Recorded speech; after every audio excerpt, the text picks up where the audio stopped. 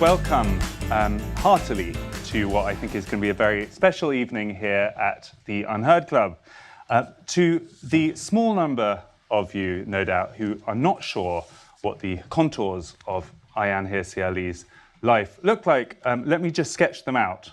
She was born in Somalia, lived in Saudi Arabia, Ethiopia before settling in Kenya as a teenager, was a member of the Islamist Muslim Brotherhood, a devout Muslim at that time.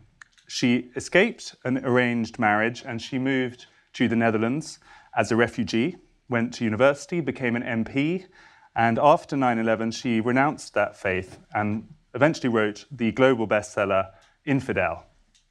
She was prominent in the new atheism movement, so much that her friend and admirer Christopher Hitchens described her the most important public intellectual probably ever to come out of Africa. She moved to America. She has written many best-selling books and been a powerful advocate on feminism, freedom of speech, Enlightenment values, immigration, culture, and much else. And most recently, she stunned the intellectual world by announcing that she now considers herself a Christian, that she did in the pages of Unheard 3 days ago. I don't know to what extent it's useful, but on a very personal level, I went through a period of crisis, very personal crisis of fear, anxiety, depression. I went to the best therapists money can pay. I think they gave me an explanation of some of the things that I was struggling with, but I continued to have this big spiritual hole or need, as you call it. I tried to self-medicate. I tried to sedate myself. I drank enough alcohol you could use to sterilize a hospital.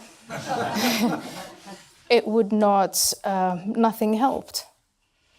And then I think it was one therapist who said to me early this year, I think, Ayaan, you're spiritually bankrupt. And at that point, I was in a place where I had sort of given up hope. I was in this place of darkness, and I thought, well, what the hell? I'm going to open myself to that and see, asked her, what are you talking about? And we started talking about faith and a belief in God, and I explained to her that the God I grew up with was a horror show. He created you to punish you and frightened you, and as a girl and as a woman, you're just a piece of trash. And so I said to her, I explained to her why I didn't believe in God, and more than that, why I actually hated God. And then she asked me to design my own God, and she said, if you had the power to, attribute a higher power, if you had the power to make your own God, what would you do? And as I was going on, I thought, yeah, right.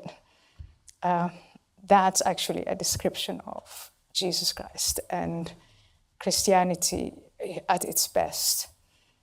And so instead of inventing yet another new God, I started diving into that story. And so far,